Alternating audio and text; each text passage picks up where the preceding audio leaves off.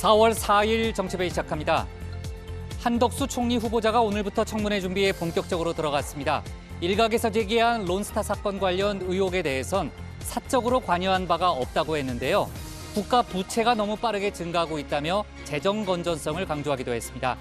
민주당은 역대 정부에서 가졌던 이력은 중요하지 않다며 철저한 인사검증을 예고했습니다. 이재명 전 대선 후보의 부인 김혜경 씨 의혹에 대해 경찰이 강제 수사에 들어갔습니다. 경찰은 오늘 경기도청 총무과와 의무실 등에 대해 압수수색을 벌였는데요. 법인카드 사적 유용과 불법 처방전을 받았다는 의혹과 관련된 장소들입니다. 한편 윤석열 당선인의 배우자 김건희 여사는 후드티를 입고 경찰견을 안고 있는 모습이 공개돼 외부 행보가 임박했다는 분석이 나오고 있습니다. 송영길 전 민주당 대표가 서울시장 도전을 공식화한 가운데 당내 반발도 커지고 있습니다. 우상호, 박주민 의원 등이 공개적으로 반대 목소리를 냈는데요. 김민석 의원은 기자회견을 열고 86그룹 파산 신호를 내린 기수가 나홀로 등산을 선언한 거라고 비판했습니다. 국민의힘에선 유승민 전 의원이 경기지사 선거에 뛰어든 가운데 김은혜 의원 차출설도 나오고 있습니다. 오늘 준비한 소식 많습니다. 들어가서 본격적으로 정치부의 예문을 열겠습니다.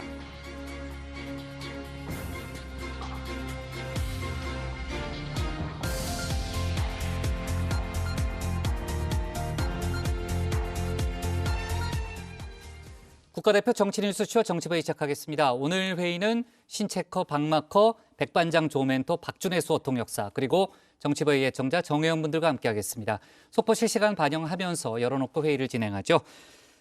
신체커 할 일이 있는 것 같으니까 조금 이따 나가면 되고요. 백반장, 네. 대통령 집무실 이전을 위한 예비비 일부가 내일 국무회의에 상정될 걸로 보이죠? 네, 그렇습니다. 신구 권력의 충돌이 컸던 사안인데 어느 정도 접점을 찾은 분위기입니다. 다만 윤석열 당선인이 처음 밝혔던 예비비 액수는 496억 원이었지만 내일은 그중 300억대 예산을 먼저 올릴 걸로 보이는데요. 안보 공백을 막기 위해 합참 이전 예산 등은 제외한다는 겁니다. 인수위 측은 예비비 문제는 청와대와 정부가 알아서 판단할 부분이라고 했습니다. 네. 내일 대통령 주재 국무회의에 예비비 일부가 상정될 걸로 일단 보이는데 정확한 액수는 아마 오늘 늦게나 이제 확정될 걸로 보이고요. 관련 속보가 들어오면 저희가 추가로 얘기를 해보겠습니다. 그리고 민주당 지도부가 오늘 봉하마을을 찾았다는 거죠? 네. 윤호중 비대위원장과 박홍근 원내대표 등은 조금 전 노무현 전 대통령 묘역을 찾았습니다. 방명록에 죄송합니다. 저희가 부족했습니다. 깨어있는 시민들과 다시 일어서겠다고 적었습니다. 네. 자, 오늘 민주당과 국민의힘 모두 지방선거 관련 뉴스들이 참 많죠. 제가 좀 전에 얘기했습니다만 송영길 전 대표의 서울시장 출마를 놓고서는 당내 반발도 상당히 큰 상황인데요. 차근차근 따져보도록 하겠습니다. 신혜원의 뉴스픽5부터 오늘의 정치부회의 출발하겠습니다.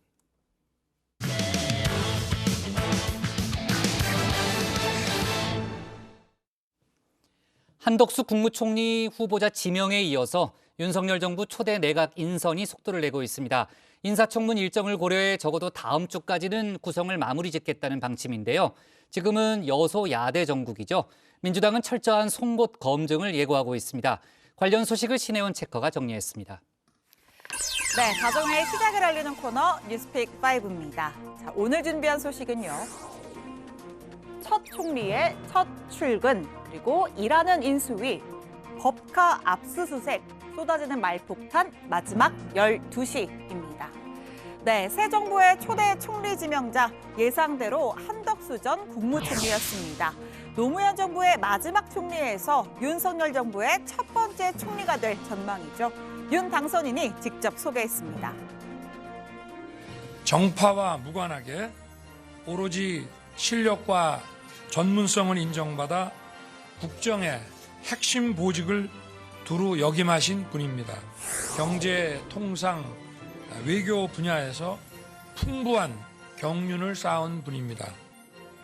네, YX부터 MB까지 정권을 가리지 않고 등용됐습니다. 노무현 정부에선 경제부총리와 국무총리를 지내면서 한미 FTA 이끌었고요. 이명박 정부에선 주미대사 지냈습니다. 윤 당선인은 한 후보자를 경제와 안보가 하나가 된 경제 안보 시대를 대비할 적임자라고 설명합니다. 정부 얘기 가끔 하죠. 오바마 대통령이랑 얘기를 좀 자주 하셨나 봅니다. FTA 통과시키느라고 대통령도 아주 고생을 많이 했거든요. 오바마 대통령도 일종의 동료의식 같은 것도 좀 있고. 네, 한 후보자 앞에는 돌아온 올드보이라는 수식어가 붙습니다. 하지만 새 정부에 임하는 열정만큼은 전혀 올드하지 않아 보이는데요. 10분 넘게 마이크를 잡고 4대 국정 운영 주요 과제를 직접 하나하나 짚어내려갔습니다. 강대국 간의 새로운 이런 지정학적 경쟁, 전략적 경쟁은 우리에게 큰 위협을 주고 있습니다. 첫째는 이런 국익 외교 그리고 강한 국방의 자강력을 해야 된다. 두 번째는 재정의 건전성입니다. 이것이 없으면 대외적인 신뢰 그리고 우리나라의 중장기적인 그런 안정 이런 것을 기하기 어렵다. 자, 이제 곧 청문회의 시간입니다. 오늘 아침 인사청문회 준비단 사무실로 첫 출근을 했습니다. 한 후보자의 청문회 통과는 윤석열 정부 출범의 첫 단추가 될 전망입니다. 우리 그 인사청문회 활동이 잘 진행될 수 있도록 성실하게 준비를 하도록 그렇게 하겠습니다. 네, 제가 이 15년 전, 그러니까 노무현 정부 총리 청문회 당시 기사를 좀 찾아봤는데요. 이 총리 후보 인준, 무난할 듯, 인준 낙관, 가볍게 통과 이렇게 되어 있습니다. 이 재산 병역, 범죄 경력 등에서 두드러지는 검증 사안이 없었고요. 자, 특별한 자질 문제나 도덕적 흠결이 드러나지 않아서 한나라당과 열린우리당 대다수의 찬성표를 받았다라고 되어 있습니다. 자, 그럼 15년 뒤 이번에는 어떨까요? 여소야대 국면인 만큼 키는 민주당이 쥐고 있습니다. 돌아온 제 식구를 환영해 줄까요? 아니면 거대 야당의 힘을 과시하며 송곳 검증에 나설까요? 한덕수 지명자가 총리직을 수행했던 15년 전과 달리 대한민국은 질적으로 다른 문제들에 직면해 있습니다. 철저하게 검증하겠습니다.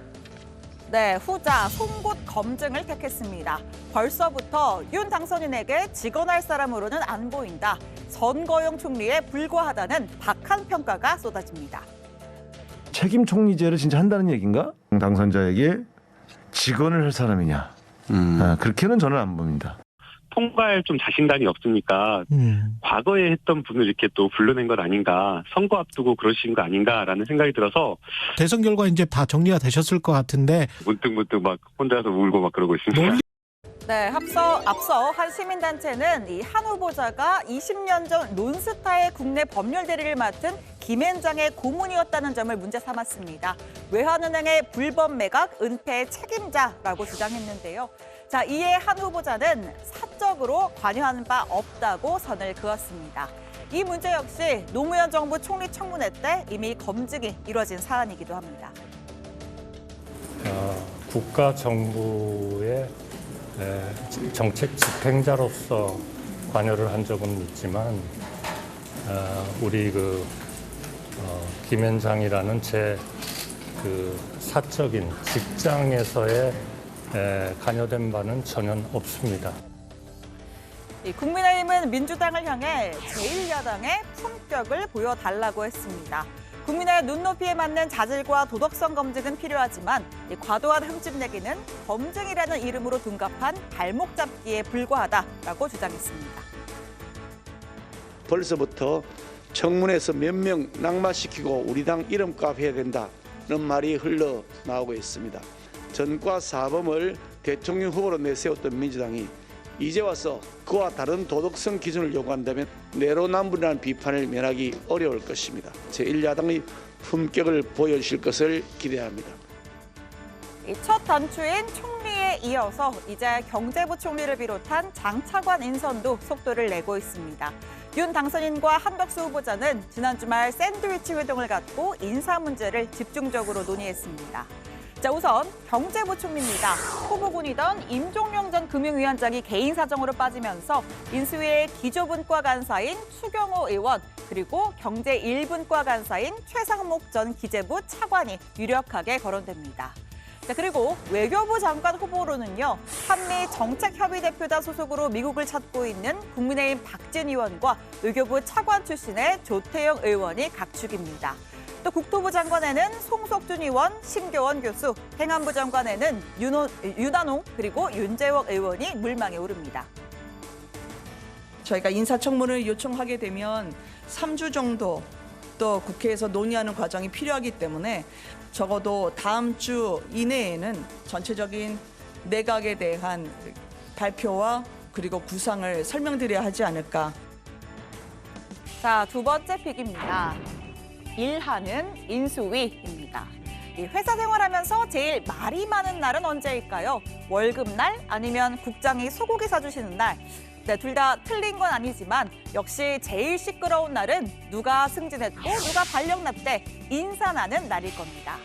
자, 방금 보셨듯이요. 이 차기 내각 후보군 중 절반 이상이 현재 인수위 소속입니다. 회사로 치면 인사철인 겁니다.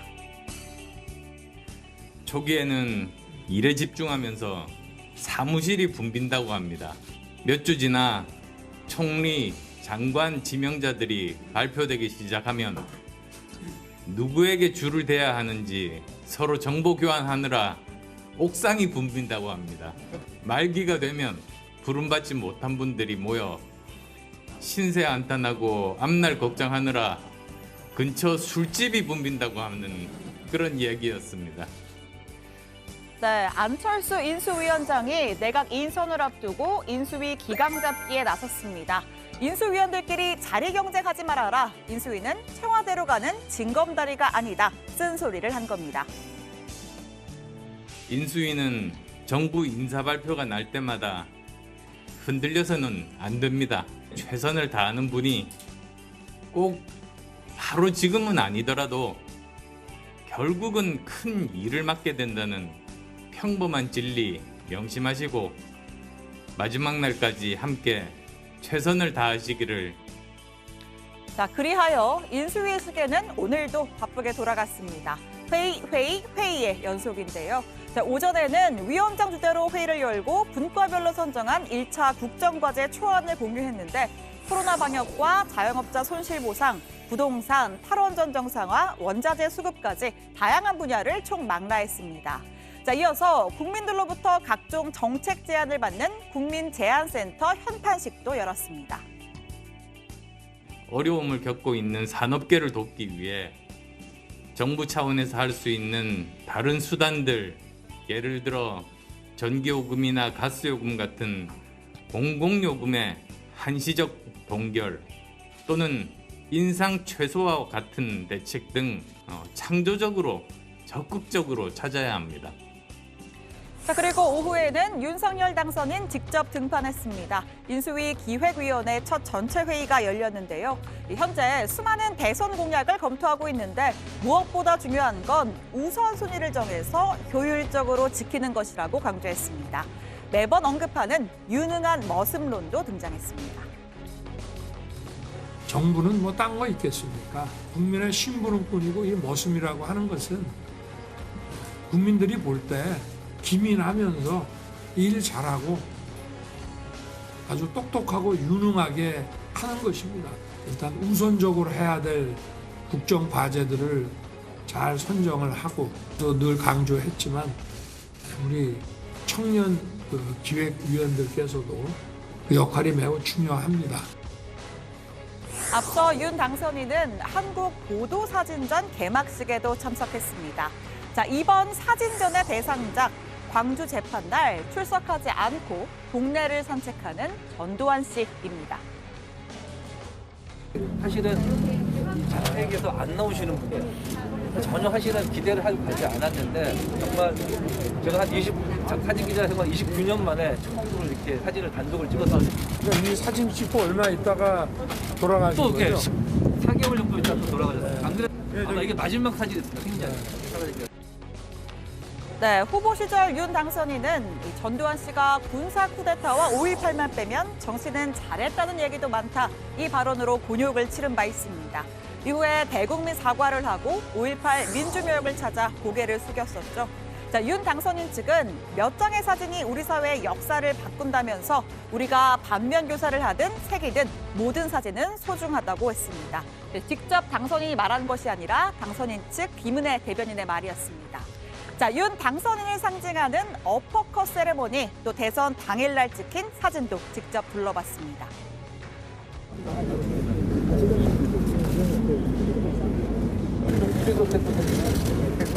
저는 너무 제 돋보이 만드니까 살짝 했어요. 네, 세 번째 픽 가겠습니다. 법카 압수수색입니다. 자, 민주당 이재명 상임고문후보인 김혜경 씨의 이 법인카드 유용 사건을 수사 중인 경찰이 경기도청을 압수수색했습니다. 비서실과 총무과 등 법인카드를 관리하고 예산을 집행하고 또 직접 사용한 부서들이 대상인데요. 내가 그 카드깡 했을 때 그게 20만 원 넘은 적이 없어, 그 집에서. 안심은 비싸니까 등심으로 한 10인분 하면 얼마인지 한번 물어봐. 기름 제일 없는 쪽으로. 가격이 근데 12만 원 넘는다고 하면 그래도 시켜요? 아니면 어떻게 할까요? 12만 원치 잘라달라 그래봐. 이 선거를 앞두고 논란이 커지자 김혜경 씨는 직접 사과 기자회견을 열었습니다. 이 전직 공무원 배 씨와 오랜 인연으로 도움을 받았다면서도 직접 지시한 바는 없다고 선을 그었습니다. 법인카드 유용 부분을 포함해서 어떤 사실관계를 사고하시는 건지 좀 설명을 부탁드립니다.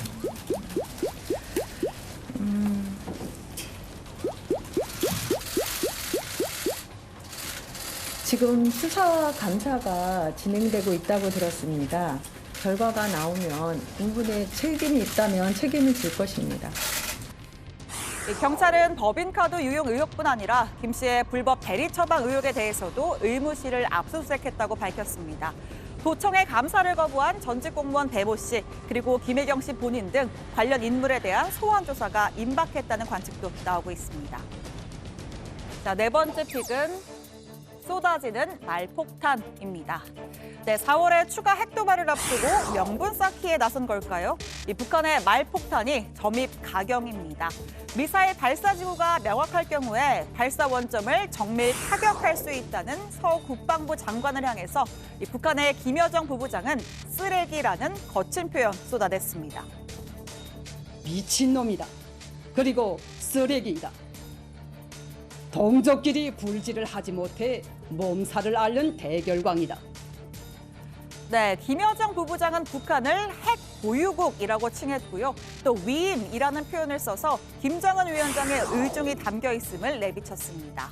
자, 이어서 북한군 서열 1위 박정청 당비서는 서울의 주요 표적을 괴멸시킬 것이다. 릴레이 말폭탄을 쏟아냈죠. 서울 불바다 시즌2인 격입니다. 자, 이에 우리 통일부는 북한이 한반도에 추가적인 긴장을 조성하는 어떠한 행위도 해서는 안 된다는 점을 분명하게 지적한다고 했습니다. 이 태양절 110주년 등 대규모 기념 행사를 앞두고 북한이 ICBM 시험 발사 등 추가 핵도발에 나설 가능성이 제기됩니다. 네, 오늘의 마지막 픽은 12시입니다. 네, 오늘부터는 식당과 카페, 헬스장, 노래방 모두 밤 12시까지 영업합니다. 최대 인원은 10명까지입니다. 영화관은 12시 시작까지는 입장이 가능하고 끝나는 시간이 새벽 2시를 넘겨선 안 된다고 하는데요. 하도 자주 바뀌는 데다가 시설마다 제각각이라서 조금 헷갈리는 면도 있는 것 같습니다. 기본 수칙은 철저히 지키되 2주간은 신데렐라로 산다로 기억하시면 되겠습니다. 자, 또 앞으로는 코로나 전담병원이 아닌 동네 병원에서도 확진자 대면 진료가 가능합니다. 격리 중인 재택치료 환자는 사전 예약을 통해서 진료를 받을 수 있습니다. 네, 월요일의 뉴스픽 여기까지입니다. 들어가서 원픽 꼽아보죠. 뉴스픽 5였습니다.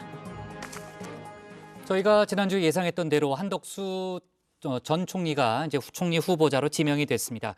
오늘부터 바로 이제 출근을 해서 청문회 준비에 들어갔고요. 어제 기자회견을 했는데 4대 핵심 과제를 제안했죠. 네, 그렇습니다. 한 후보자는 현재 우리나라의 상황을 코로나 팬데믹과 강대국 패권 경쟁 아래 놓인 위기 상황이라고 진단을 했습니다. 그러면서 중장기 핵심 과제를 제시했는데요. 대부분 경제와 관련된 내용이었습니다. 국익을 위한 외교와 국방 자각력을 강화하고 재정 건전성과 국제수지 흑자, 그리고 생산력 높은 국가 유지 이렇게 4가지를 언급했는데요. 특히 한 후보자는 오늘 출근길에서 재정 건전성을 유지하는 게 중요하다 재차 강조를 했습니다.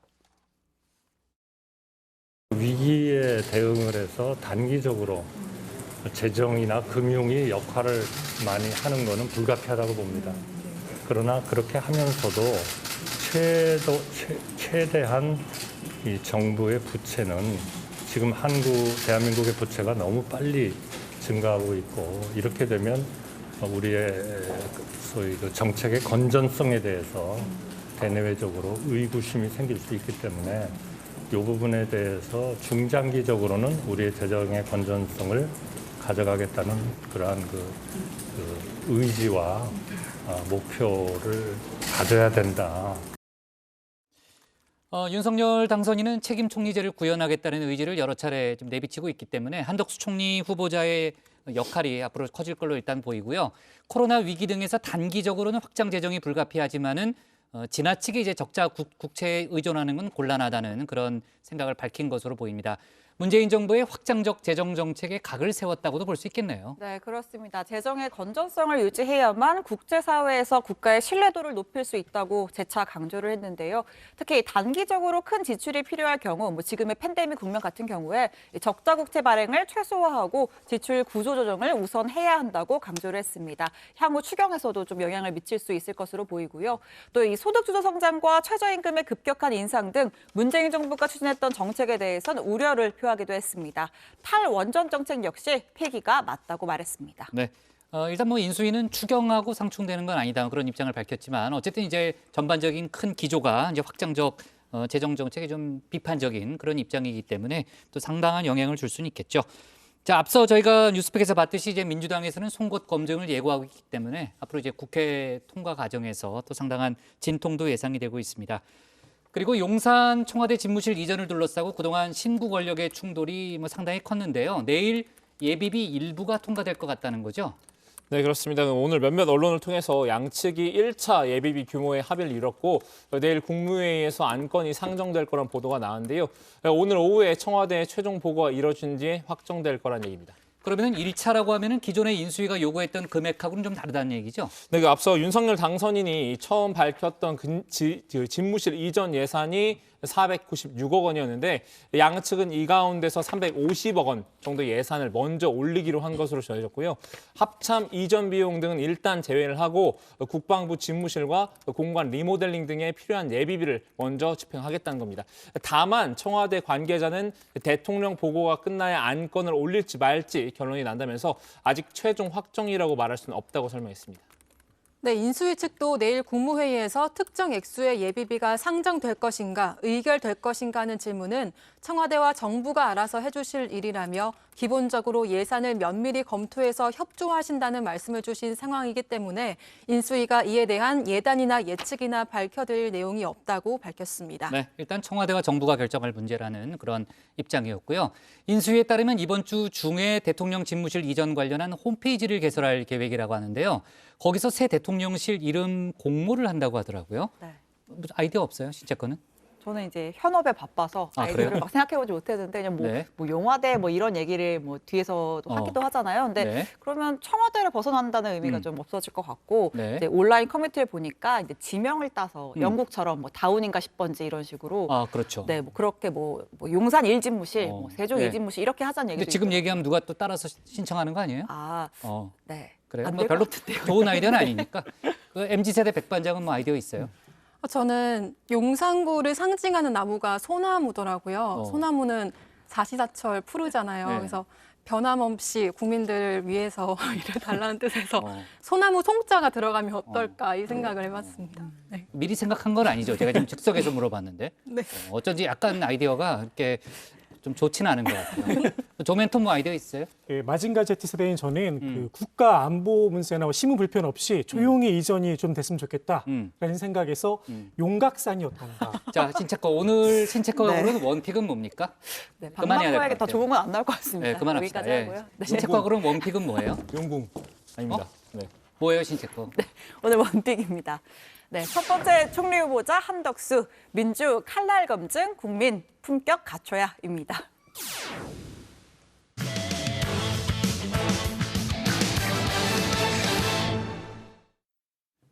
대우조선해양 사장 선임을 두고 이른바 알박기 인사 논란이 일었죠. 문재인 대통령의 부인 김정숙 여사의 옷값 관련한 의혹 또한 정치권 공방으로 이어지면서 청와대가 연일 강경 대응에 나서고 있습니다. 이런 가운데 윤석열 당선인의 부인 김건희 여사도 한 달 만에 사진을 통해 근황을 공개했는데요. 관련 소식들을 백다혜 반장이 정리했습니다. 네, 백다혜의 상황실 해시태그 문을 열겠습니다. 네, 먼저 오늘의 눈길을 끄는 정치권 이슈들 해시태그로 먼저 살펴볼 텐데요. 네, 망신주기 그만, 예전엔 형, 동생, 이준석, 인권위 이렇게 준비했습니다. 네, 첫 번째 소식의 해시태그 망신주기 그만인데요. 임기 말 청와대가 연일 유감 표명을 내놓고 있습니다. 문재인 대통령의 배우자 김정숙 여사와 관련한 옷값 의혹이 계속되자 무분별한 의혹 제기라며 강하게 반박했는데요. 또 대통령직 인수위원회가 대우조선해양 대표에 문재인 대통령의 동생의 대학 동기가 선임된 데 대해서도 모렴치한 처사라며 강력하게 반발하자 사과를 요구하기도 했습니다. 저희는 이런 것에 전혀 관여한 바 없고 아는 바도 없었고 언론을 보고 알았고 심지어는 그렇게 어떤 모욕당하는 그런 느낌이었다는 말씀을 드립니다. 서로 아주 좋은 업무 인수인계를 하기 위해 노력하는 중인데 이렇게 찬물을 끼얹는 이런 브리핑을 하셨으면 저는 정중하게 사과해야 한다고 생각합니다. 네, 그러자 인수위 측은 상식이 지켜지지 않은 데 대한 문제 제기를 한 것뿐이라며 청와대 측에서 감정적으로 해석하신 것 아닌가라는 입장을 내놨는데요. 그러면서도 본질이 호도되거나 변질돼서는 안 된다며 직접적인 대응은 피했습니다.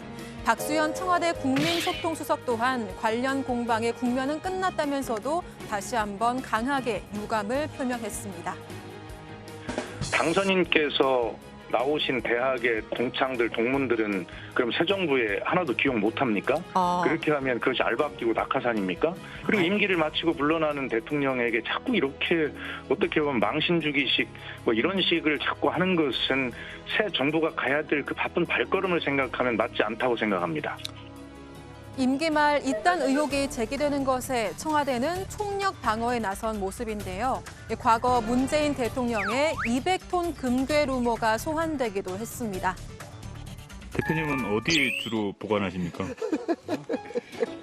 그걸 왜 얘기해야 돼? 당신한테? 양산화상 여쭤봐.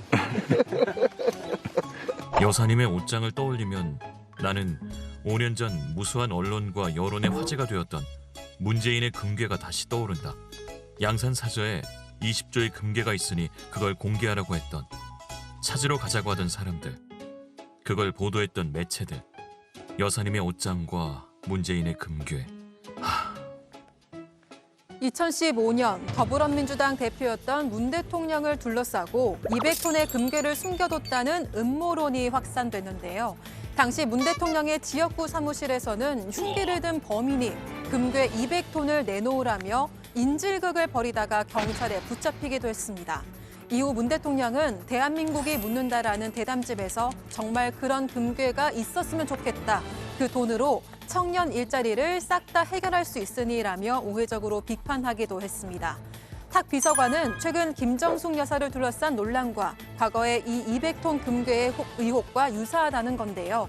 그러자 국민의힘에선 국민을 황당한 금괴만 생각하는 음모론자로 만들었다며 반박했습니다. 탁현민 비서관님, 십상시의 일은 이제 그만하십시오. 지금 국민들께서 의문을 갖고 분노하는 이유를 정말 모르는 건지 모른 척 하는 건지 의심됩니다. 더 이상 문재인 대통령의 눈과 귀를 가리지 마십시오.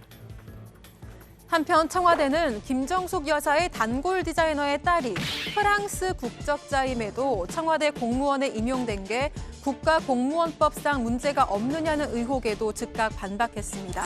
박수현 국민소통수석은 해당 직원은 6급이 아닌 계약직 행정요원이고 처음부터 법률상 취업에 문제가 없다는 것을 검토하고 확인한 후에 채용했다는 건데요. 그러자 또 한 번 십상시가 소환됐습니다.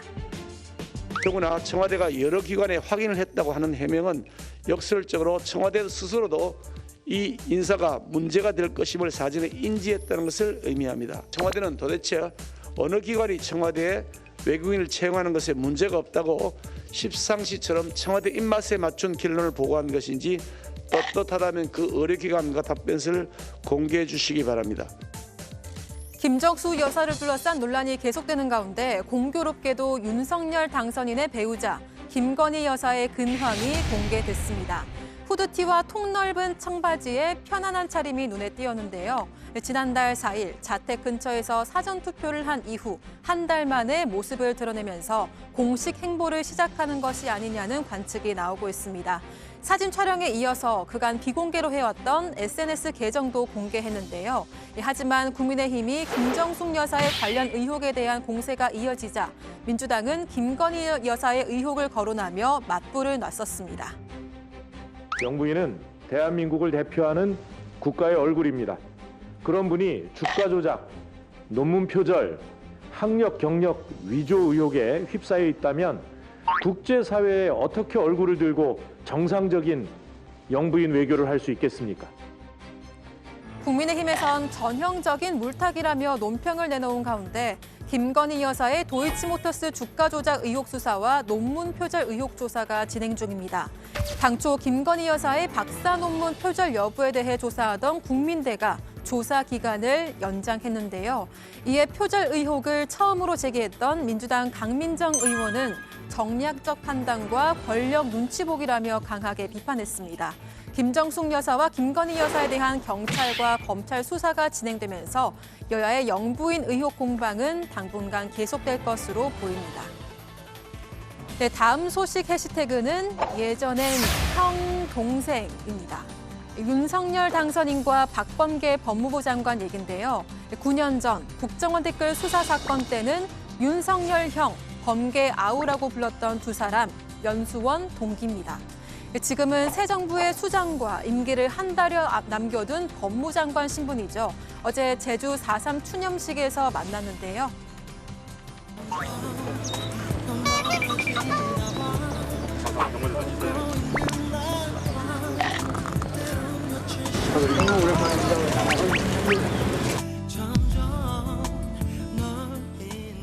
두 사람은 간단한 인사만 나눈 뒤 각자 자리에 앉아 행사를 지켜봤습니다. 사실 두 사람 사이엔 불편한 이슈가 있죠. 윤 당선인의 장관의 수사 지휘권 폐지 공약에 박 장관이 반기를 든 겁니다. 검찰의 독립과 정치적 중립성을 더욱 강화하겠습니다. 이를 위해 법무부 장관의 구체적 사건에 대한 수사 지휘권을 폐지하겠습니다.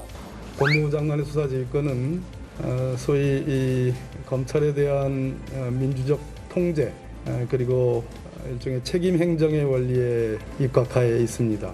아직은 수사 지휘권이 필요하다는 입장은 여전하고요. 이 문제로 인수위가 한 차례 법무부 업무 보고까지 거부했던 상황. 여기에 더해 박 장관이 지난달 31일 박 장관이 수사 지휘권을 발동하려 했던 사실이 알려지면서 논란이 됐습니다. 문제의 사건은 다름 아닌 한동훈 검사장의 검언 유착 사건이었는데요.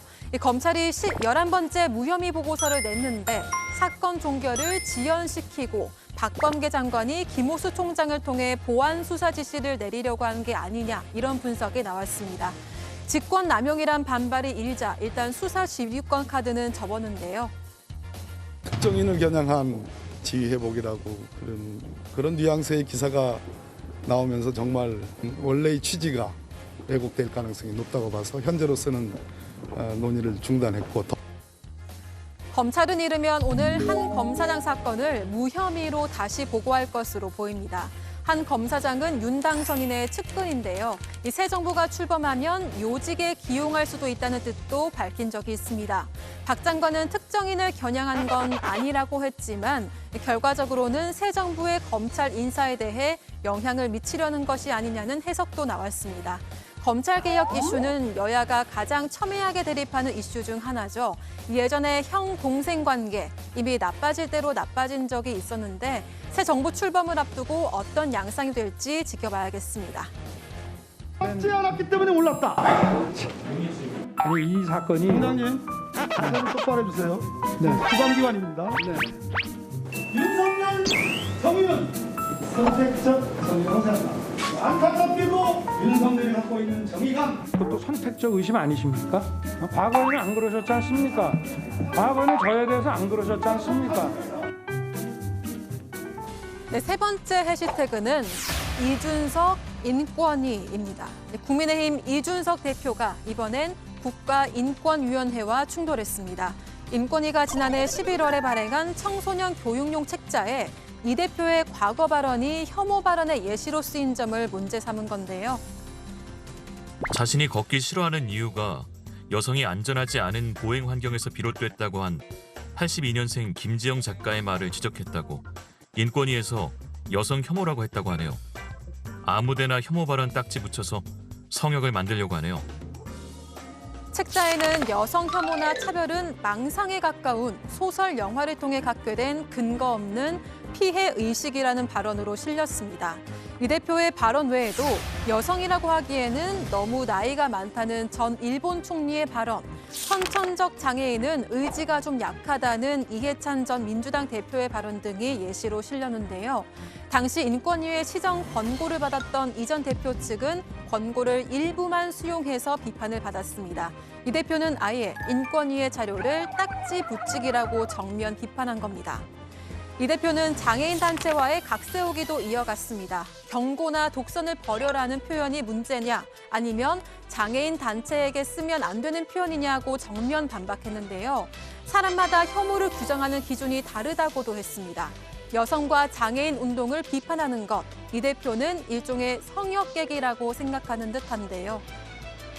정치 문법이 있어가지고는 애초에 장애인 관련 문제 같은 것은 건드리지 말라가 문법이에요. 그 문법이 지난 몇 개월 동안 서울 시민들과 그런 어떤 전장현 간의 대립이 이어지고 있는 상황에서 아무도 조정에 나서지 않았던 이유거든요. 사실 근데 저는 이런 것들에 대해 가지고 앞으로 적극적으로 정치권이 개입해야 된다. 문제는 제1야당, 이제 곧 여당 대표로서 이 대표의 발언이 사회적 약자에 대한 성역 없는 공격으로 이어진다는 점입니다. 분명한 것은요. 이준석 대표의 당대표의 그 많은 펠로우와 이런 사람들이 그 뒤에 달리는 댓글을 한번 보십시오.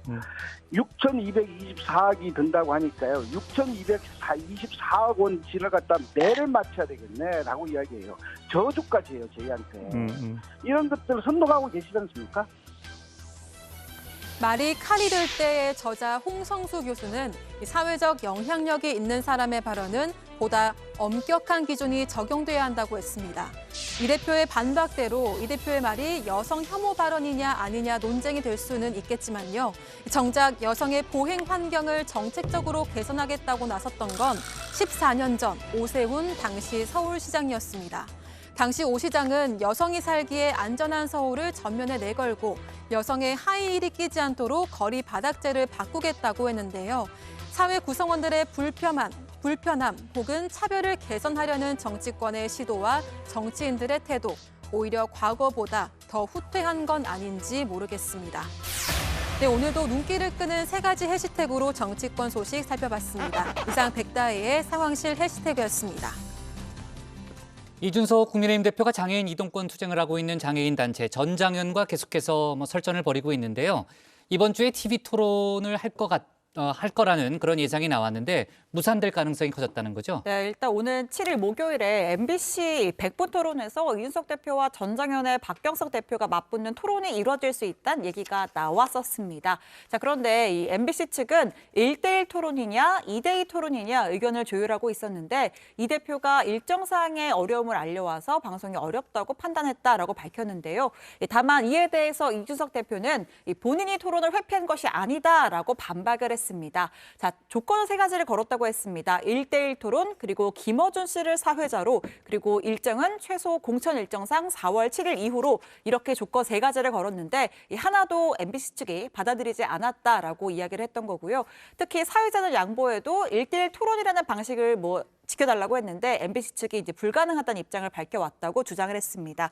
다만 MBC 측은 이 대표가 요청한 날짜에 대해서는 추후 검토를 하고 있는 만큼 아직 토론이 열릴 가능성은 있다고 말했습니다. 네, 자 일단 무상 가능성이 크지만 계속해서 조금 더 이제 협의가 진행될 것 같은 그런 분위기고요.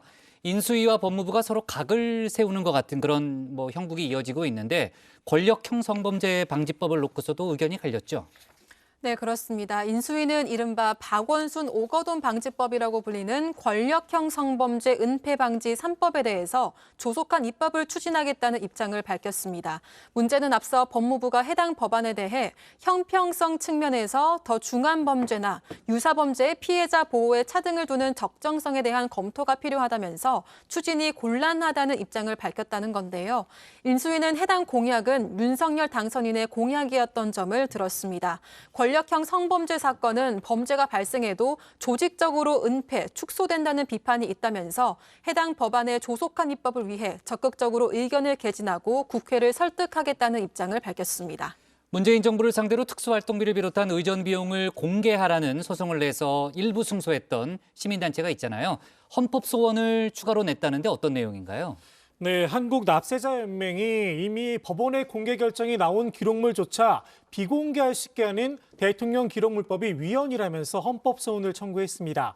현재 대통령 기록물법은 국가 안전보장에 중대한 위험을 초래하거나 국민 경제 안정을 저해할 수 있는 문건 등을 대통령 지정 기록물로 정해서 최장 15년 동안 비공개할 수 있게 하고 있는데요. 대통령 임기 종료 전까지 대통령 기록물을 지정해서 이관하게 한 대통령 기록물법 11조 1항을 문제 삼은 겁니다. 앞서 서울행정법원은 특활비와 김정숙 여사의 의전 비용을 공개하라는 납세자 연맹의 청구에 일부 승소 판결을 내렸습니다. 하지만 청와대가 항소하면서 문 대통령의 임기인 5월 9일까지는 항소심 판결이 나오기 어렵게 됐죠. 이에 특활비 등이 대통령 기록물로 지정될 가능성이 커지자 헌법 소원을 제기한 건데요. 해당 단체는 헌재의 결론이 나올 때까지 관련 서류를 대통령 기록관에 이관하지 못하게 하는 가처분 신청도 함께 제기했습니다. 네. 자, 좋습니다. 오늘 발제 이렇게 정리하겠습니다. 총력방어 청와대, 당선인 동문, 새 정부 기용하면 알박기로 제목을 잡겠습니다. 다음은 조익신 멘토의 톡 쏘는 정치로 갑니다.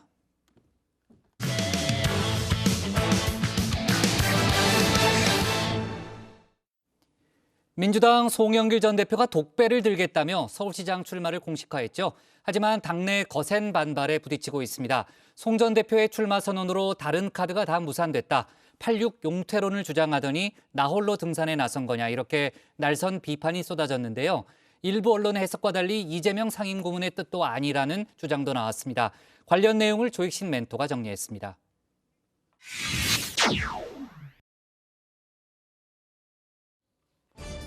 서울 시민이 됐다. 서울시장 도전을 공식화한 송영길 전 대표. 앞서 독배를 든다는 표현을 했었죠. 주말엔 성당을 찾아 목숨을 건 사명을 감당할 수 있을지 기도를 드렸다라는 글을 올렸습니다. 독배, 목숨을 건 사명, 비장한 결의가 묻어나는데요. 그런데 이 사명 누가 준 거냐? 송 전 대표는 이른바 명심을 슬쩍 내비쳤죠. 일각에서 저한테 강력히 요청을 많이 하니까 일부 의원들, 청년 당원들, 또 우리 정성 의원까지 막 사줘와서 말씀하니까. 실제로 이재명계 좌장인 정성호 의원이 직접 송 전 대표를 만났습니다. 이재명 상임고문도 송 전 대표 차출설에 좋아요를 꾹 눌렀죠. 그런데 민주당 서울 지역 의원들이 반기를 들었습니다. 명심은 없었다. 직접 확인을 했다는 겁니다. 송영길 대표가 전 대표가 서울시장 쪽에 마음을 내고 여러 가지 이제 의사를 비치는 것과 관련돼서 이재명 상임고문의 뜻이 반영된 거다라고 얘기하는데 제가 확인해 본 바로 그렇지는 않고요. 서울에서 강권한 것도 아니고 또 이재명 후보가 강권한 것도 아니지 않습니까? 서울시장 후보 선출, 경선이 원칙입니다. 설령 명심이 있다고 하더라도 특정 후보를 공개적으로 지지하긴 어렵겠죠. 명심은 누구에게나 있다는 게 이 고문 측 입장이기도 합니다.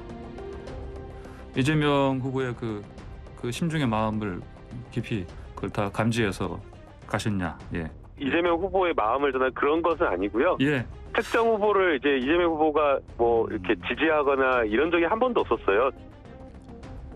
송 전 대표의 출마를 바라던 쪽에선 경선 흥행 카드가 될 수 있다 옹호를 하기도 했는데요. 송영길 전 대표가 기치를 들은 거예요. 이 서울시장 출마에 대한 얘기가 될 수 있는 분들은 네. 다 나와서 축제장을 좀 만들어서 결국은 서울시장 6월 1일 날 승리의 기틀을 만들어야 다시 민주당에 희망이 있는 거 아니겠습니까? 알겠습니다. 오히려 송 전 대표의 출마 선언이 다른 카드를 다 망쳤다는 탄식도 흘러나왔습니다. 이재명 고문이 이낙연 고문을 삼고 초려하는 그림, 참신한 새 인물의 등장 모두 어려워졌다는 겁니다. 참신한 분이 그 당의 유력한 당 대표가 딱 앉아서 경선하자고 버티고 있는데 어떻게 들어옵니까? 그리고 이낙연 선배도 송영길 대표를 나오겠다고 하는 판에 그럼 한참 후배하고 경선합니까? 그렇게 해서 나와야 할 이유가 있겠어요? 그래서일까요? 송 전 대표의 사명은 일단 접어두고 소명을 받들 후보를 찾자는 의견이 나왔습니다. 후보를 따로 받아 경선을 치를 게 아니라 교황 선출 방식으로 서울시장 후보를 뽑자는 겁니다. 서울 지역구 출신 대선 후보였던 이낙연, 정세균, 추미애, 박용진, 직전 후보였던 박영선, 서울 부시장을 지낸 임종석, 서울 출신 전직 최고위원 박주민, 강병원, 최근 주소지를 옮긴 송영길, 대선 책임을 자임하고 불출마를 표명했던 우상호 등 당내 인사들과 김현종 등 서울 시민의 눈높이에 맞는 파격적이고 참신한 당외 인사 등 모든 인적 자원을 놓고 지도부가 책임 있는 전략적 검토와 실행을 시작해야 합니다. 김민석 의원은 송 전 대표의 서울시장 출마와 별개로 공개 사과와 해명도 요구했는데요. 대선 패배 책임론과 86 용태론 주장, 당내 유력 인사 폄하, 그리고 인천 보궐선거 공천 문제입니다. 먼저 대선 패배 책임론, 대선에 패한 책임을 지고 물러났던 송 전 대표, 다시 서울시장 선거란 큰 선거에 나서려면 먼저 대국민 설명과 사과가 필요하다는 겁니다. 앞서 다른 의원들도 수차례 비슷한 의견을 밝혔었죠. 사실 송영길 대표님은 이제 대선 패배 책임을 지고 물러난 지도부였죠. 그중에 저도 한 명인데요. 그래서 사실 조심스럽습니다만 이번 지방선거가 워낙 중요하고 특히 서울시장 선거가 아주 그중에서도 핵심이기 때문에 586 세대의 기득권 아니냐라고 하는 당내 따가운 비판이 있는 게 사실입니다. 자연스럽게 86 용태론과도 맞물리는데요. 송 전 대표 본인이 주장을 했었죠. 실제로 김영춘 전 해수부 장관은 거대 담론의 시대는 끝났다며 정계 은퇴를 선언하기도 했습니다. 우리 세대가 책임질 부분이 있다면 나의 은퇴와 송영길, 우상호 의원의 총선 불출마 선언으로 정리되면 좋겠다.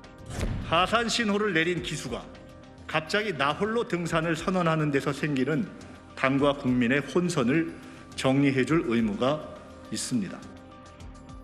송 전 대표는 자신의 서울시장 출마 결심을 설명하며 다른 인사들의 이름도 거론을 했었죠. 서울시장에 거론되시는 이낙연 전 총리님이나 임종석 전 의원님이나 박주민 의원님, 박영선 의원님, 그분들이 경쟁력이 있다면 굳이 내가 거론될 필요가 없는 거죠. 누구누구가 경쟁력이 있다면 왜 당에서 나를 거론했겠느냐며 다른 유력 당내 인사들을 폄하한 데 대해 사과해야 합니다. 언급하셨던 분들의 경쟁력이 송 전 대표보다 떨어지는 것도 아니고 실제로 오세훈 시장과 가상 대결 결과 오차 범위 아니긴 하지만 송 전 대표가 박영선 전 중소벤처기업부 장관보다 경쟁력이 오히려 떨어졌습니다. 박 전 장관, 서울시장 출마 여부를 고심하고 있다고 하죠. 역시 경쟁력이 없다고 치부된 박주민 의원도 조만간 결심을 할 예정입니다. 어떻게 결심을 좀 하셨나요? 서울시장 출마. 지금 아마 하루 이틀만 2, 3일 사이 길면 결론을 내려야 될 상황인 것 같고요. 네. 뭐 저도 좀 막바지 고민을 하고 있다 이렇게 좀 봐주시면 될 것 같습니다. 송 전 대표가 서울시장 후보가 된다면 인천의 지역구는 내놓아야 하죠. 이 지역에 민주당이 후보를 내야 하느냐 질문도 던졌습니다. 종로 보궐선거 무공천 결정을 주도한 전 대표로서 본인이 후보가 될 경우에 인천 보궐선거 공천 문제에 대한 일관성 있는 입장을 잘 정리해 주시기 바랍니다. 그렇지 않으면 본의 아니게 인천, 나아가 서울과 전국 선거에 부정적 영향을 미치게 될 것입니다.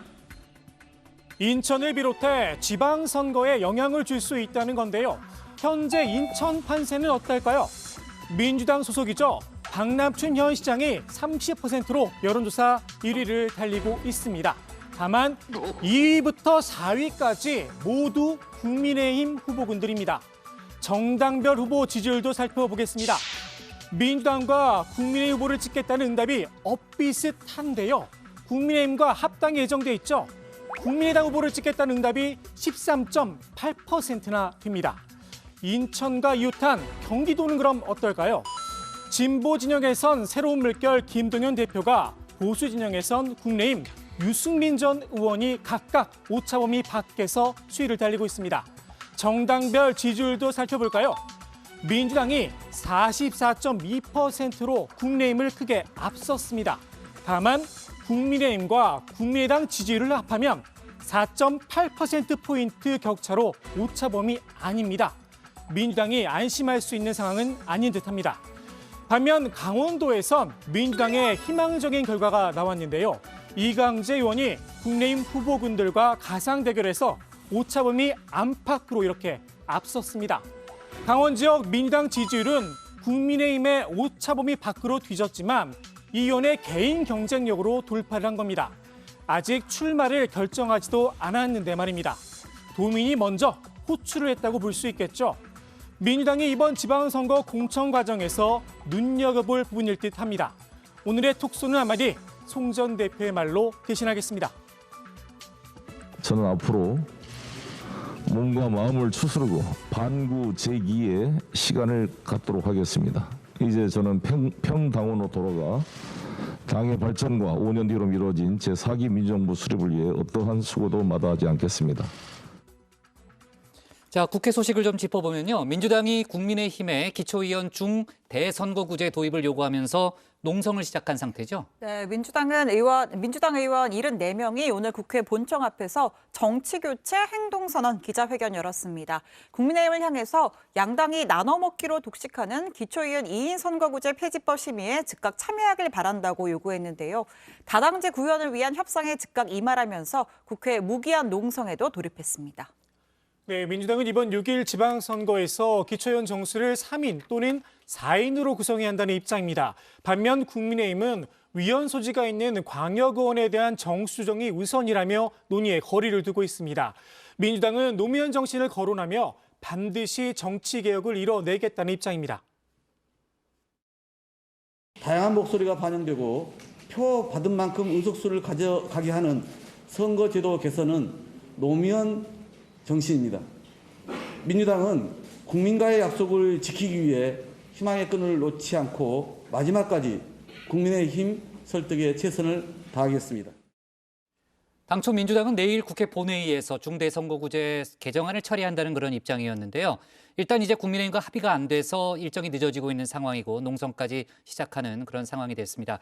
정의당에서는 국민의힘뿐 아니고요. 민주당을 향해서도 날을 세웠다고요? 네, 그렇습니다. 정의당 여영국 대표는 지방선거 후보 등록일이 이제 40일도 남지 않았다면서 그런데도 아직 선거구 획정과 선출 방식 등이 확정되지 않고 있다 지적했습니다. 기득권 양당 정치 횡포라고 민주당과 국민의힘을 싸잡아 비판했는데요. 정의당 이은주 의원은 민주당이 현 여당이자 제1당이라면서 지금의 대치 정국에 더 큰 책임이 있다고 지적하기도 했습니다. 정의당에선 여야 합의가 끝내 불발될 경우 민주당이 다수 의석을 차지한 광역의회에서만이라도 기초의원 3, 4인 선거구제를 채택해야 한다고 압박하고 있습니다. 일단 민주당에선 이를 긍정적으로 검토하고 있다고 밝혔는데요. 민주당 정개특위 간사인 김영배 의원의 말을 직접 들어보시겠습니다. 2018년도에 저희들이 다수당이 지방의회에서 이 2인 선거구로 4인 선거구를 42개 정도를 쪼갰다. 그래서 그거를 정치개혁의 의지를 표현하는 차원에서 민주당이 스스로 복원해라 이런 요구를 하고 있는데요. 그런 부분에 대해서는 저희들도 과감하게 저희들이 다수 손해를 보더라도 실천하겠다는 의지를 다지고 있습니다. 네, 박지훈 변호사는 아주 특이한 복장을 입고 진행을 하는군요. 자, 박홍근 원내대표가 오늘 정치개혁과 관련해서 노무현 정신을 언급하기도 했죠. 조금 전에 저희가 그 발언을 들어봤고요. 민주당 지도부가 부산에 데려가서 현장 비대위 회의를 열고 그다음에 이제 봉하마을로 가서 참배를 했다는 거죠. 그렇습니다. 이 부산 현장 비대위 이 지방선거를 앞둔 지역 민심 잡기로 풀이가 됩니다. 윤호중 비대위원장은 이 대선에서 부산 시민 여러분께 드린 약속을 반드시 지키겠다. 부산 신공항과 부산 엑스포 외에도 해운 재건 5개년 계획 그리고 불경 수소 산업벨트 등 청사진을 제시했습니다. 네, 민주당 비대위는 봉하마을을 찾아서 고 노무현 전 대통령 묘역도 참배를 했는데요. 박지원 비대위원장은 방명록에 사람 사는 세상을 만들겠다는 고 노무현 전 대통령님의 꿈은 우리 모두의 꿈입니다라고 적었습니다. 박홍근 원내대표는 깨어있는 시민과 다시 일어서겠습니다라는 문구를 남겼습니다. 민주당은 매주 현장 비대위를 연다는 계획인데요. 다음 주에는 대전을 찾을 예정입니다. 자, 그리고 이재명 상임고문이 자신의 팬카페죠. 재명인의 마을에서 이장직을 수락하면서 감사 인사를 전했다는 거죠. 네, 이재명 상임고문은 지난 2일 온라인 팬카페 재명인의 마을에 이장한다잖아라는 제목의 글을 남기며 지지자들과 소통을 했습니다. 이 고문은 사실 고민이 많았는데 이 투표까지 해서 결정을 했으니 거부할 수가 없잖아라면서 마을 주민 여러분들의 봄날 같은 따스한 사랑에 너무 감사하잖아라고 밝혔습니다. 네. 지금 뭐 박마커가 귀여운 척하려고 자나 그러는 건 아니죠? 제가 좀 워낙 평소에 귀여운 캐릭터다 보니까 그렇게 오해하실 수도 있는데 그런 건 아니고요. 네, 팬카페에서 친근함을 보이기 위해 자나라는 표현을 쓴다고 합니다. 네, 기분 안 좋죠, 백반장? 그런 소리 들으면. 네, 나중에 주의 좀 줄게요. 네, 자, 좋습니다. 자, 오늘의 톡 쏘는 정치 바로 정리를 할까요? 네. 송영길 비토, 우상호 여러 카드 무산, 김민석 86 나홀로 등산으로 제목을 잡겠습니다. 다음은 박주름 마커의 주민입니다.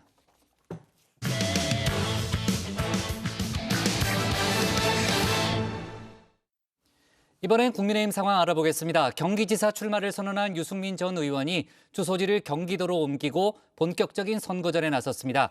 전 대통령 박근혜 씨와 친분이 있는 인사들도 연이어 출격하고 있는데요. 유영아 변호사에 이어 원조 친박으로 불리는 이정현 전 새누리당 대표가 오늘 전남지사 출마를 선언했습니다. 박준호 마커가 주민에서 관련 소식 짚어봅니다.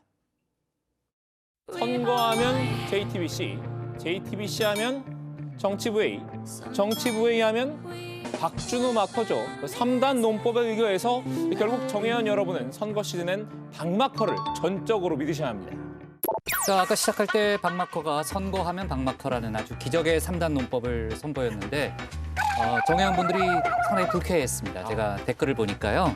여러 가지 댓글이 있었는데 선거하면 박마커죠. 저 얘기 좀 할게요. 네. 선거하면 박준호 마커라는 기적의 3단 논법, 이 불쾌감을 드러낸 정혜연 분들도 계셨다곤 하지만요. 안타깝지만 불편하시더라도 그냥 참고 보시는 수밖에 없습니다. 사실 저건 그냥 일반적인 공식이 아니라 절대 명제이기 때문인데요. 그래서 오늘도 저 박마커 지방선거 소식으로 찾아왔습니다. 오늘은 지역이 아니라 국민의힘 인물을 중심으로 전해드릴 텐데요. 크게 두 가지 공통점이 있는 인물들입니다. 친박과 험질한 키워드와 관련 있는 분들인데요. 먼저 첫 번째 인물부터 주민해 보겠습니다. 아무래도 저한테는 경기도에서 출마를 결심한다는 거는 갑자기 그렇게 한다는 건 뭐 참 쉽지 않은 결정이었는데 제가 쉬운 선거면 안 나왔을 겁니다. 네, 경기지사 출마를 선언한 한때 친박 유승민 전 의원입니다. 유 전 의원 말대로 경기도는 국민의힘 입장에서는 험지로 꼽히는데요. 전 지사였던 이재명 프리미엄이 붙은 곳이기 때문입니다. 민주당 후보들 뇌리속엔 이미 이재명의 경기도로 각인이 돼 있는 지역이기도 한데요. 앞다퉈 명심 마케팅을 벌이고 있는 것도 이 때문입니다. 민주당과 이재명 지키기가 걸린 경기도지사 사수를 꼭 완수하겠습니다. 제 안민석 모든 것을 걸고 지키겠습니다. 경기도를 지키겠습니다. 이재명을 지키겠습니다. 이재명의 길을 이어가겠습니다. 유 전 의원 일단 표면적으로는 민주당 후보들의 명심 인증 릴레이를 비판했는데요. 아니 경기도지사 선거가 어떻게 경기도지사 선거에 나오시는 분들이 이재명 지키기가 자기 목표가 될 수가 있느냐. 경기도는 경기도민의 경기도지 이재명이 경기도가 아니지 않느냐. 그래서 저는 그런 말씀하시는 분들을 이해를 좀 못하겠더라고요. 하지만 내심 경기도의 민심이 이재명 전 지사에게 대체로 우호적인 건 부인할 수 없었나 봅니다. 본인도 조심스레 명심 코인에 올라탔습니다. 이재명을 지키는 거 그거는 뭐 필요한 부분이 있으면 제가 잘 지키겠습니다. 민주당 후보들은 하나같이 이재명 정신 계승을 외치고 있죠. 유 전 의원도 슬그머니 이재명 정신을 계승하겠다고 했는데요. 다만 이 무조건 계승이 아니라 비판적 계승이란 조건을 붙였습니다. 저는 원칙적으로 이재명 지사 한 것 중에 잘한 것들은 계승하고 잘못된 것들은 그건 바꿔나가야 되는 게 맞다. 예. 그래서 이재명 지사가 여러 가지 복지 정책을 했는데 굉장히 큰 도움이 된 그런 경기도민들한테는 혜택이 계속 가도록 할 거고 그게 아니고 너무 재정을 좀 과다하게 집행했다든지 세금을 함부로 쓴 부분이 있으면 그런 부분을 이렇게 뭐라 그럴까요? 완전히 폐지하고 바꾸는 게 아니라 이렇게 개혁해 나가면 유 전 의원의 어필 전략도 흥미로운데요. 자기 입으로 직접 자기 자랑을 하는 게 아니라 남의 입을 빌리고 있습니다. 그것도 국민의힘이 아닌 민주당 의원들의 입입니다. 유승민 전 후보나 이런 분들 굉장히 능력 있는 분 아니겠습니까? 유능하시고 또 품격 있고 또 굉장히 좋아하는 정치인입니다. 유승민 의원님은 사실 원내대표 할 때 중부담 중복제 나라로 가자는 제안을 해서 아직도 국민 사연에 큰 울림을 준 그런 의원으로 기억되고 있거든요. 우리나라가 지금 21세기에 가야 될 방향임에 틀림없거든요. 유 전 의원이 자신의 유튜브 채널에 올린 쇼츠 영상인데요. 민주당 현역 의원들이 과거 언론 인터뷰에서 유 전 의원을 칭찬했던 발언들을 모아 만들었죠. 저중 한 명인 정성호 의원은 이재명 전 지사의 찐친이자 최측근이기도 한데요. 이렇게 보면 차도 살인이 아니라 차도 생인 전략이라고 볼 수 있을 듯합니다. 여기에 치열한 당내 경선을 통해 경쟁력을 키워나가겠다는 의지도 밝혔습니다. 추대는 추대는 없습니다. 추대는 없는 것이고. 저는 당내 많이 나올수록 좋다. 왜냐하면 이 당내 경선부터 굉장히 치열하게 당이 정하는 룰에 따라서 치열하게 하는 게 그게 저는 본선에 도움이 된다고 생각합니다. 자, 오늘의 두 번째 인물로 넘어가 볼까요? 이분은 한때 친박인 유 전 의원과 달리 절대 친박으로 꼽힌 분입니다. 저는 예전에도 말씀드린 친박이라는 용어가 대통령의 정치 철학을 존중하고 존경하는 의미의 친박이면 저는 있을 수 있다고 보지만 다른 뜻으로 흔히 국민들이 아는 그런 뜻으로의 친박은 없다. 이건 단호하게 말씀하셨기 때문에 대구시장에 출마한 유영하 변호사입니다. 전직 대통령 박근혜 씨의 옥바라지를 도맡았던 친박 핵심인데요. 대구가 박근혜 씨의 정치적 고향이라고는 하지만 유 변호사 입장에선 아직 험지에 가깝습니다. 홍준표 의원과 김재원 전 최고위원 등 이 쟁쟁한 경쟁자들이 버티고 있기 때문인데요. 만만치 않은 여건 속에서도 출마를 결심한 데는 단연코 박 씨의 영향이 컸습니다. 지난번에 이제 대통령이 사면되시고 이제 병실에 계실 때 그 대통령께서 이제 대구 달성에 있는 테크노폴리스나 또는 대통령께서 재직 중에 하셨던 대구 창조경제 혁신센터 이런 부분에 대해서 좀 말씀이 계셨어요. 그럼 자연스럽게 대통령 가시게 되면 누군가는 좀 가까운 데 가 있어야 심리적이든 이렇게 조금 안정이 되시고 그래도 조금 도와드릴 일이 있지 않겠냐 그런 생각을 하다가 선거를 뛰려면 자금력의 중요성도 결코 무시할 수 없겠죠. 유 변호사는 박근혜 씨를 경제적 버팀목으로도 내세웠는데요. 박 씨에게 후원 회장을 맡아달라고 부탁한 겁니다. 편하시니까 뭐 그랬겠죠. 돈도 없으시잖아요. 이렇게 얘기를 하셔서 그래서 제가 뭐 돈은 좀 후원금 받으면 그걸로 할 수 있습니다. 그럼 대통령께서 한번 후원회장 한번 해주시면은 후원금 좀 들어오겠습니다. 이제 이렇게 사실은 그렇게 말씀을 드렸던 거고요. 친박은 없다고 선을 긋긴 했지만요. 그럼에도 친박 단일화 가능성은 열어뒀습니다. 어떤 일이 일어날지는 지금에서 예단한 말씀은 못 드리겠지만은 뭐 단일하든 뭐 아니든 저는 제가 생각했던 대로 그냥 제 길을 가겠습니다. 그리고 그 필요에 따라서 뭐 그런 제의가 오면은 그런 제의를 뭐 거절할 생각은 없고요. 그렇지만은 뭐 단일화가 꼭 필요하냐 또 그게 적절하냐 이거는 뭐 생각의 차이라고 보겠습니다. 이제 오늘의 마지막 인물 차례입니다. 이 박근혜 씨의 사면복권으로 5년 동안 숨죽여왔던 친박들도 슬슬 기지개를 펼치는 것 같은데요. 저 이정현은 6월 1일 지방선거에 전남 도지사 후보로 출마합니다. 박근혜 정부에서 홍보수석 등을 역임한 원조 친박 이정현 전 새누리당 대표입니다. 오늘 전남지사 출마를 선언했는데요. 전남을 정치와 이념에서 탈피시키겠다는 각오를 드러냈습니다. 제가 도지사가 되면 정치적인, 너무도 정치적인 전남을 삶의 전남으로 바꾸겠습니다. 사실 전남에서는 탈정치보다 더 시급한 것이 탈이념입니다. 도대체 전남의 미래가 보수여야 할까요? 진보여야 할까요? 둘 다이고 둘과 다르고 둘을 넘어서는 캐치올 전남을 만들고 싶습니다. 여기서 잠시 이 전 대표의 과거를 한번 돌아볼까요? 박준음악화의 슬기로운 과거 탐구 생활 시간입니다. 이 전 대표는 한때 지역주의 타파를 상징하는 정치인이었죠. 보수 정당 인사로서 호남에서 재선에 성공한 유일무이한 인물인데요. 이 기세를 몰아 지난 2016년에는 당 대표 자리까지 꿰찼습니다. 하지만 정치 인생 전성기 시작과 함께 내리막을 걷기 시작했습니다.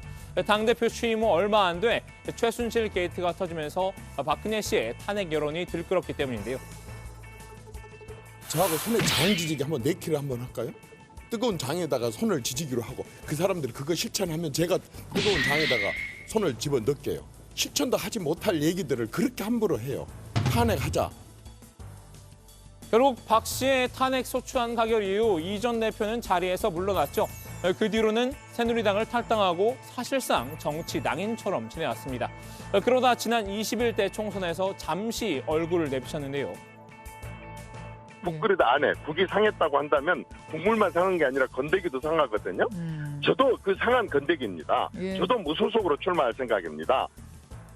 정치 세대 교체 등을 외치면서 원래 지역구인 전남 순천 대신 서울 영등포 을에 무소속으로 출마한 겁니다. 애석하게도 결과는 낙선이었는데요. 그 후 다시 한동안 잠잠하다가 대선을 한 달 앞둔 지난 2월 국민의힘에 복당을 했습니다. 그리고 오늘 자신의 고향인 전남에서 새 출발을 알린 겁니다. 제가 너무도 사랑하는 호남에 대해서 한 번 정도는 정말 미치게 일해보고 싶다. 호남 사람, 특히 전남 사람의 팔자를 한번 고쳐보고 싶은 게 제 소망입니다. 자, 오늘은 이번 지방선거에 출마한 국민의힘 후보 3인방의 소식을 알아봤는데요. 지금은 저마다 가는 길은 달라도 친박 출신의 험지 출마란 공통점이 있는 인물들이었습니다. 오늘 주민 한마디 정리합니다. 험지 출마한 친박 출신 3인방, 한때 친박, 절대 친박, 그리고 원조 친박. 네, 정치권 모두 지방선거 준비에 한창인데요. 지금 이제 국민의힘과 국민의당의 합당 작업이 진행 중이잖아요. 이준석 국민의힘 대표가 합당이 끝나면 지방선거 선대위원장직을 안철수 대표에게 맡길 생각이다 이런 발언을 했죠. 네, 인수위원장을 맡고 있는 국민의당 안철수 대표는 향후 총리를 할 계획이 없다고 공개적으로 밝힌 바 있죠. 윤석열 당선인의 부담을 덜어주겠다는 게 명분이었는데요. 국민의힘 이준석 대표는 국민의힘, 국민의당 합당이 완료되는 대로 안 대표에게 지방선거 선대위원장을 맡아달라고 제안할 생각이라고 밝혔습니다. 이 대표는 안 대표께서 당의 일원이 되면 당의 부름에 임해야 하고 그분의 격에 맞는 게 선대위원장 말고는 없다고 말했습니다. 네, 이 대표는 국민의힘과 국민의당 합당도 한두 가지 의제를 빼고는 무난하게 진행되고 있다 이렇게 밝혔는데요. 안 대표가 국민의힘에 요구한 사항을 보면 대부분 큰 무리가 없는 것이란 게 이 대표의 설명입니다. 다만 국민의당 내 비례대표 거취에 대해서는 조속한 해결이 필요하다는 뜻을 내비쳤습니다. 국민의당에는 현재 비례대표 의원 3명이 있는데 권은희 원내대표는 합당에 반대하며 의원직을 유지할 수 있도록 제명을 해달라 이렇게 안 대표에게 요구한 상황입니다. 이준석 대표뿐 아니고요. 하태경 의원도 안철수 대표가 선대위원장을 맡는 게 맞다는 뜻을 밝혔네요. 그렇습니다. 하태경 의원도 이준석 대표와 마찬가지로 당의 화합을 위해서 안철수 대표가 선대위원장 맡아야 한다고 했습니다. 들어보시죠. 이준석 대표가 좀 미리미리 그 당내의 화합, 포용성 강화를 위해서 미리미리 잘 예방적 발언을 하는 것 같고요. 안 대표가 선대위원장 해야죠. 네, 지금 뭐 이제 정부 내각에는 안 들어가기로 했으면 당에서 역할을 할 수밖에 없고, 당장 선거가 있기 때문에 지금 뭐 우리가 사실 하나가 됐잖아요. 자, 선거 후에 안철수 대표의 위치에 대해서는 선거 결과를 봐야 한다고 했습니다. 원래 지도부는 선거 결과가 아주 안 좋으면 책임을 지는 것이다라고도 말했습니다. 네, 하 의원은 이번 주에 국민의당과 합당 발표가 있을 것이라고 대답했는데요. 이 합당 과정에서 당대표 리더십, 지도부 정도가 큰 쟁점인데 공천 경쟁 지역의 경우 공천 룰에서 어느 정도 국민의당을 배려하는 방식이 되지 않을까 싶다고 설명했습니다. 그리고 오늘 국민의힘 지도부가 김태흠 의원을 찾아가서 충남지사 출마를 요청했다는데요. 원래 원내대표 출마를 고심 중이던 거 아니었나요? 네, 애초 김 의원 오늘 원내대표 출마를 선언할 계획이었는데요. 오늘 이준석 대표와 김기현 원내대표는 김 의원을 직접 찾아가서 이 충남지사에 출마해달라는 의사를 타진했습니다. 오늘 두 사람은 김 의원의 사무실을 방문해서 15분 정도 대화를 나누는데요. 들어보시죠. 김태흠 의원님, 충남 지역의 우리 당의 중진 의원이시고 무엇보다도 지역에서 많은 신망을 갖고 계신 분인 만큼 충남 선거에 대한 여러 가지 전략을 같이 고민했고, 그 와중에 또 저랑 김기현 대표님 입장에서는 그럼 김태흠 의원님이 정말 한번 선거에 있어가지고 직접 참여하시는 건 어떠냐라는 말씀을 드렸고. 차기 원내대표 출마를 노리던 김태흠 의원은 김기현 현 원내대표가 선출된 지난해 4월 선거에서 2위에 오른 바 있습니다. 김 의원은 오늘도 김 원내대표가 오자 김기현 선배님한테 떨어지고 이어서 도전해보려고 1년 동안 생각했다고 말했는데요. 그러자 김 원내대표는 하여간 큰 틀에서 어떻게 하는 것이 나라와 당과 국민을 위해 바람직한지 생각을 공유했으면 좋겠다고 전했습니다. 네, 이준석 대표는 김 의원에게 지방선거 출마를 권유하는 게 현역 의원 패럴티 공천룰과 모순되는 게 아니냐는 질문에 김 의원 개인 차원에선 아니다. 김 의원은 지역 희망이 높으시기 때문에 변수가 되지 않을 것이다라면서 공천 가능성을 크게 봤습니다. 그러면서 지방선거에서 압승을 못하면 윤석열 정부가 동력을 얻기 어렵다는 것에 윤석열 당선인과 공감하고 있다면서 충청과 동기권이 중요하고 전력 투구를 해야 한다 이렇게 강조를 했습니다. 김태흠 의원 본인 생각은 어떤 것 같아요? 네, 김태흠 의원, 당대표와 원내대표께서 말씀을 하셨으니 오늘 고민해보려고 한다라고 했습니다. 제가 원내대표 나가길 원하는 의원들과도 상의해봐야 한다고 했고요. 그러면서 최대한 빨리 결정을 내리겠다고도 했습니다. 원내대표 선거가 얼마 안 남았으니 내일 의사를 밝히려고 한다는 입장입니다. 네. 자, 좋습니다. 오늘 주민 제목 이렇게 정리하겠습니다. 험지 출사표 던진 보수 3인방, 한때 친박, 절대 친박, 그리고 원조 친박으로 제목을 잡겠습니다. 자, 오늘 정치부에는 여기까지 하겠습니다. 저희는 내일 오후 4시 40분에 다시 찾아뵙겠습니다.